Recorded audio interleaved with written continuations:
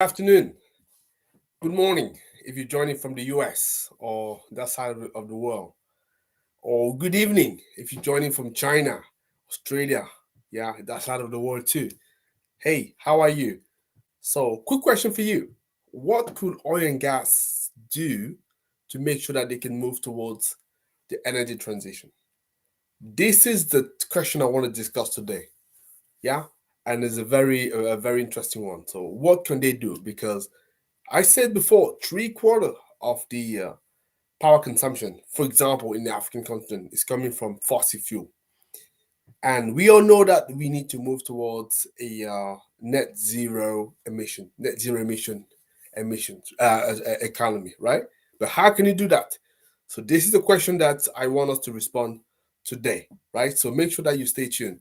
So if you don't know me, my name is Tony Tio, founder and CEO of Renewables in Africa, your Africa clean energy champion. And I have this very important question for you today.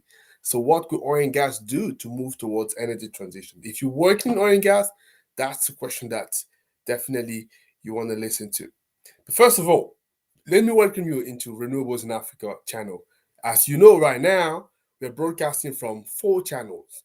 So we have Facebook, LinkedIn, YouTube, but also Twitter, right? Which is actually quite great. And if you haven't done yet so I strongly would encourage you to sign up to any of our platform, right? And you can click on the notification button whenever there is a new video, for example, on LinkedIn. But definitely sign up, but also share your feedback, share your comments, and I would appreciate that. So I want to discuss this question with you. So what could oil and gas industry do to move towards the energy transition? And before I jump into the conversation, so I'd like to give you a bit of a, I would say, um, background story as to why I'm talking about this question today. In fact, I did a post on my LinkedIn. It was, I think it was 2 days ago. It was based on an article, right, that was saying that, asking the question whether oil and gas companies are doing enough to address the challenge of climate change and moving toward energy transition, or are they simply sort of not reflecting, or just making big announcement, but not tangible action behind? So I posted the article and I made some comments, and a very interesting thing. So I have engaged into a very, I would say, interesting debate with a gentleman on LinkedIn. I won't give his name, obviously, for privacy. So if you want to know who he is, it's just simple. Just go on my LinkedIn feed. You will see that post that I'm talking about oil and gas and the energy transition. And look in the comments, you will see the conversation that we're having. And as I'm speaking to you right now, so we're having a back and forth conversation. I have to say I'm enjoying it because we're not from the same opinion, but that's okay. That's great, right? So I'm used as well to people not always sharing my opinion, and that's healthy, right? And just we bouncing, and this gave me an idea to actually talk about that as a proper topic, right? And then ask the question: what could oil and gas do to move toward energy transition? Three-quarter of the power in Africa come from fossil fuel. We know that, right? So renewable is still represent a very tiny portion, right? We talk about a new form of renewables, right? Because hydro is relatively big, but wind and solar is a tiny proportion. So we know that if we're saying that we need to decarbonize, clearly we need to involve oil and gas. But what can they do, right? What can they do to move into energy transition? Because if you from one of this industry, you may be willing to contribute, but you don't know exactly what's the best way to do about it. By the way, at the end of the session today, I'm going to be announcing a seminar that we do to address that as well. But first of all, I just wanted to share with you a couple of slides so that we can see why we're talking at all about this topic. So let me share. Okay, I'm gonna be sharing. What am I gonna share? Yeah, a window. Excellent. I'm gonna be sharing this window. Yeah. Okay. What can we see from the window? So very simply, so it compares the energy, the total energy consumptions, over a decade. So we're talking about from 2009 and all the way to 2019. And what can we see? I'm sure you can see from your own eyes, right?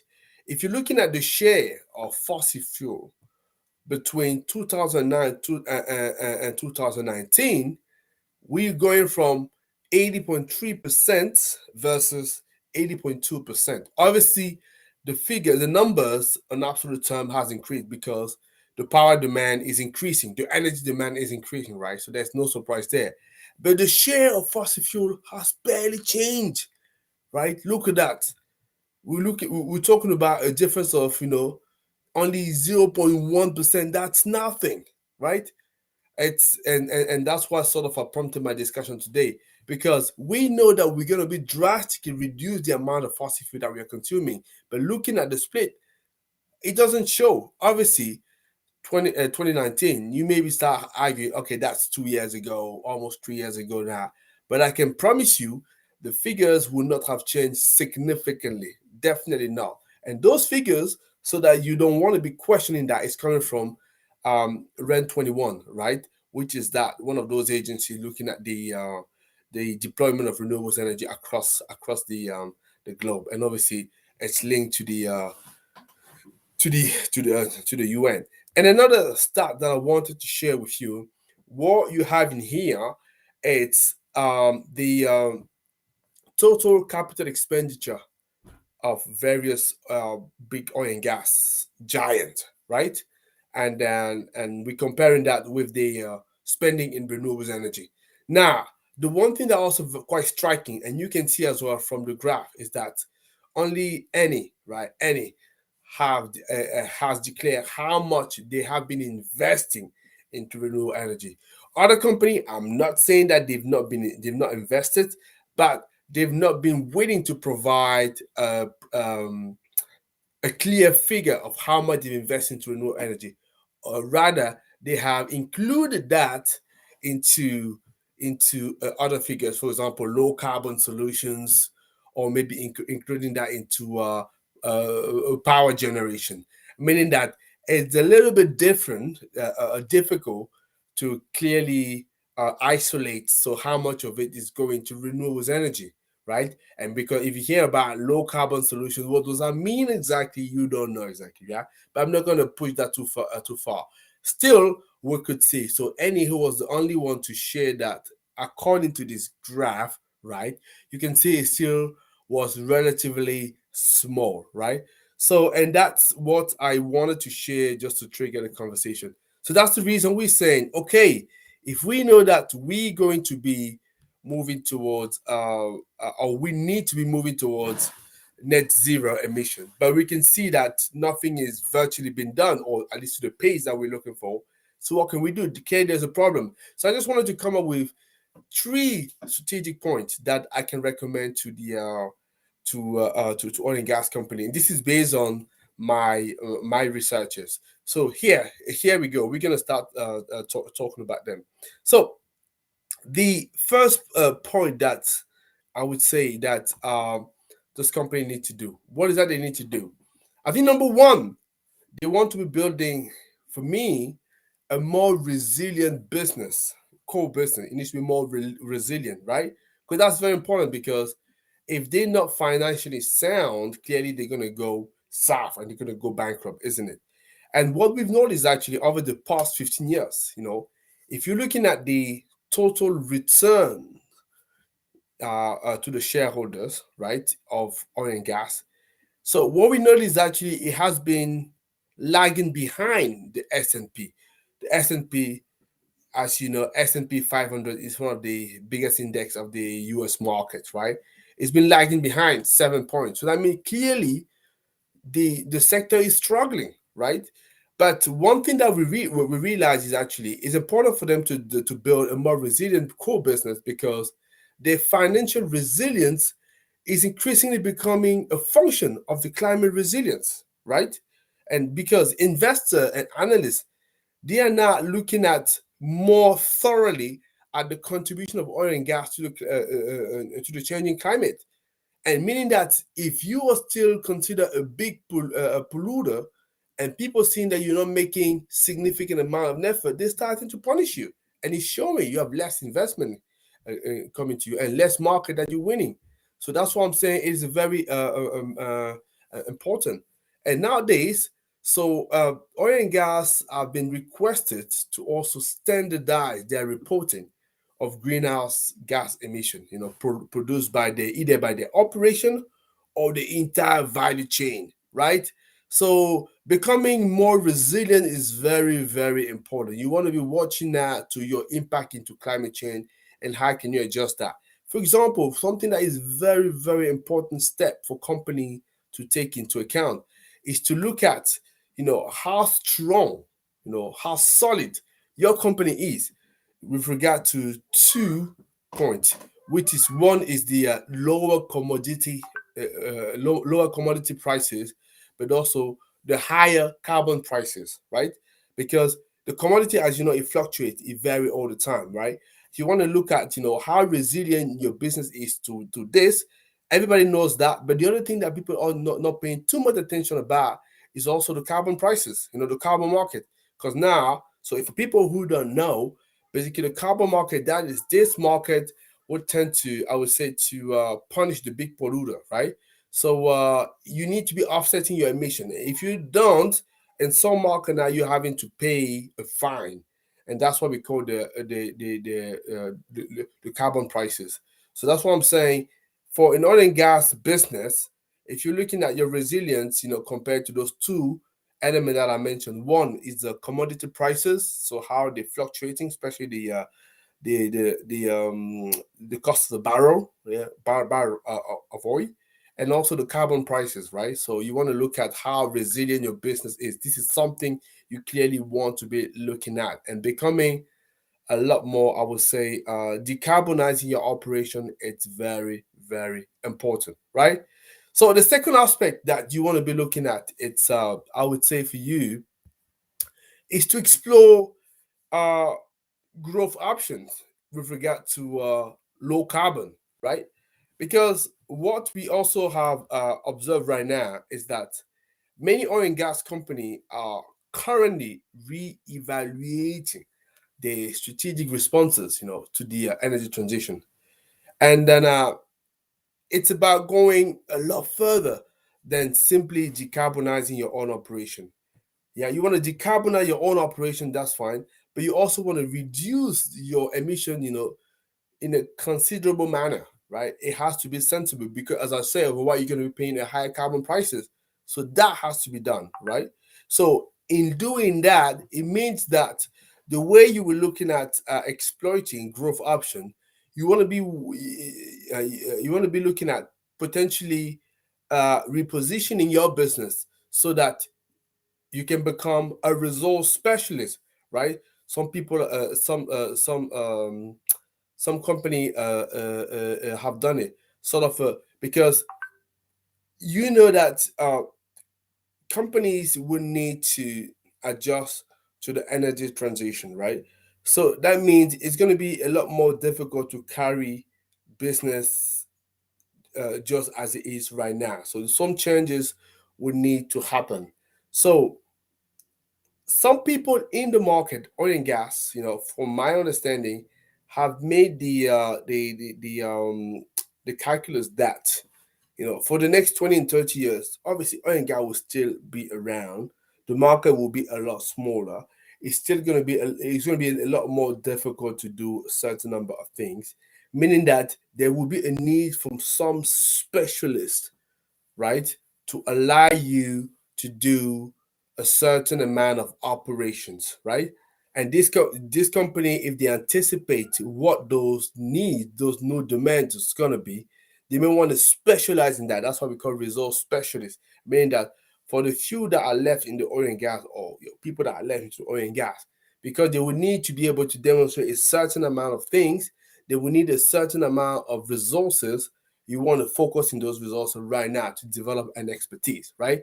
So that's what some people are doing in order to help other people to decarbonize and reduce their emission from a significant manner. So others may want to be decide that, okay, we're gonna integrate that into our business, meaning that we're not drastically stop not just being oil and gas, but we're going to include that becoming as well um, uh, a, um, a clean energy company, right? Maybe investing as well into solar, into wind, becoming a developer into that. That's another position that people want to do. Others will say, no, I don't want to mix the two. I don't want to mix fossil fuel and renewables energy, right? It's going to be a little bit messy for me. I'm just going to go low carbon pure play, right? So a company that, for example, has done it is a company called Ørsted, right? It's a Danish company, right? So I think it's the leader now in offshore wind. They've done it. They were very big in oil and gas. Now they purely moved into clean energy to become an expert there. Yeah, that's what you can do. So those are those three options that you have, and obviously as well, you can decide to invest into low carbon technologies. So those are the kind of growth option that oil and gas company have, right, to embark into the low carbon business. And I'm hoping that many already, yeah, I know many, not many, maybe too big a word, but I know a lot of them are considering those various options that I mentioned because, hey, as I'll say, it's pretty difficult just to carry the job just the way it is right now, right? So the option becoming very, very limited for you to do that. And the third point that I'll mention, and that's actually related to the second point, right? Because I was saying that you can decide to focus and become sort of a resource specialist. You can be an integrated energy player, or you can be a low carbon pure player, right? That's what you do. And depending on what you decide to do over there in the second point, you want to be changing your company operating model in order for you to keep a competitive edge, right? And the good thing to know is you're not going to be the first. It's not going to be the first time something like that happen.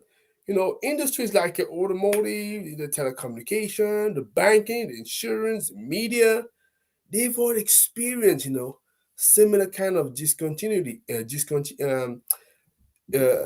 same period of changes. They've seen that in the past, right? They've had regulation changing, they have technology changing, they have consumer preferences changes, and they have had to adjust. So right, so if you want to keep your competitive edge, you have to do it. For example, automotive sector, right? I will speak right now. Everybody is moving to the electrical vehicle, and I know what I'm talking about because I used to work in the automotive sector, and I can tell you back in the days, the EV that was just a pet project, as I repeat to people on a regular basis. Yeah, but now it's completely different. That's actually the main model people want to be building. So it's going through a change. So this is what I'm saying here. So for oil and gas, that's nothing different here. So they probably want to take advantage of what has happened in other industry and get inspiration. And depending on what model you're going to decide to go for, whether you're a resource specialist, whether you are integrated energy player, or whether you are a low carbon pure player, you want to make sure that you have an operating model, a business model that allow you to keep competitive. That's very, very, very, very important. I mentioned Ørsted, Danish company that manages transition, right, going from oil and gas into clean energy specialists, and then an expert now, to the leader of the market. You also have BP, right? It used to be called British Petroleum. Now it's Beyond Petroleum, right? So they're going big as well into renewable energy. They clearly want to reduce significantly on absolute term as well the amount of energy that they are rejecting, right? And yeah, other company, and in total, you go for total now, it's called total energies. So you see, so yeah, so lots of changes are happening. So that's what I can advise to oil and gas company are there. So just to summarize, as I say, they are three strategic steps that for me I believe you should be taking. The first of all is to build a more resilient business model. That's very important, right? Because, like I say, investment analysts they check into that. In building that, you want to be looking at two important aspects. One, it's obviously the your commodity prices, right? So how resilient your business is to the fluctuation, but also the carbon prices. So the two should go together in order for you to build that resilient model that you have. The second thing you want to be looking at, you're going to be tapping into profitable growth option that's centered around low carbon businesses.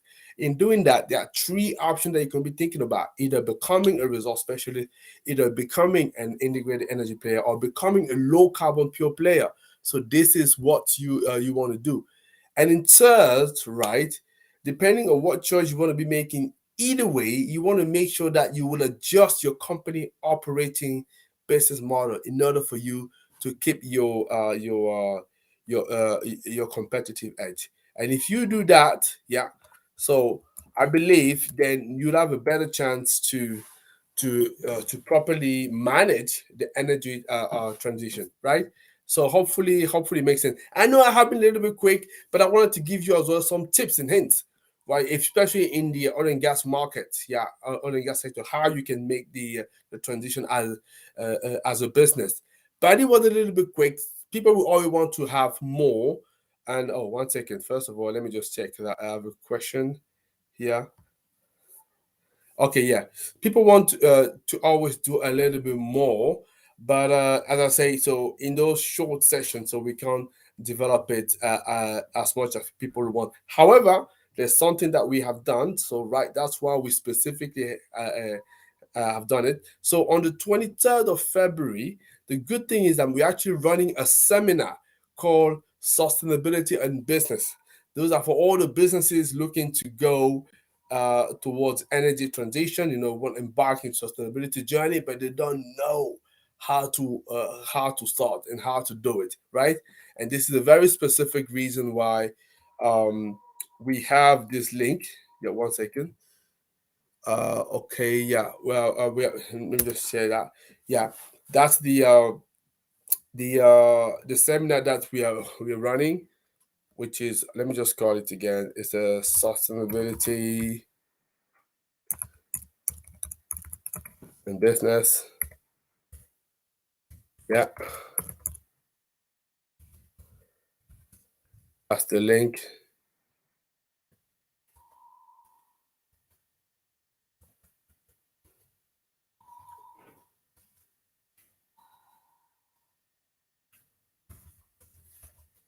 Yeah,